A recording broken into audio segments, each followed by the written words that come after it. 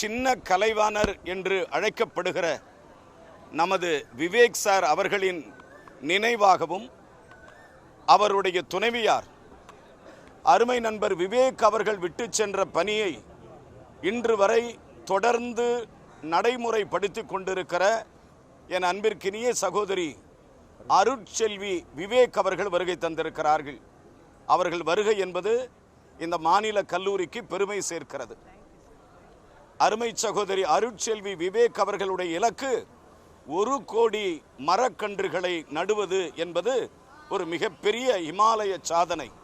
அந்த இமாலய சாதனையை என அன்புக்குரிய சகோதரி எட்டுவதற்கு நாங்கள் அவர்களுக்கு உறுதுணையாக இருப்போம் என்கிற செய்தியோடு இந்த நல்ல நாள் முதலமைச்சருக்கு நமது கல்லூரியின் சார்பாகவும் மாணவர்களின் சார்பாகவும் எங்களுடைய அன்பான வாழ்த்துக்களை இந்த நேரத்திலே தெரிவித்துக் கொள்வதிலே நான் மகிழ்ச்சி அடைகிறேன்.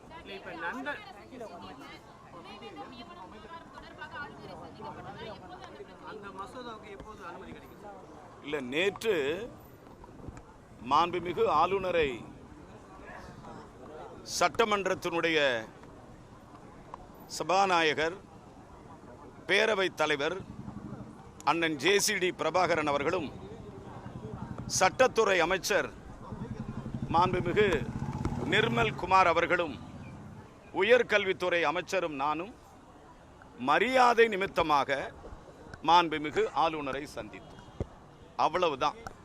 ஏனென்றால் இந்த அரசு புதிய அரசு பொறுப்பேற்றவுடன் மாநில ஆளுநரை சந்திக்க வேண்டும் என்பது மரபு. அந்த மரபின் அடிப்படையில் நாங்கள் சந்தித்தோம்.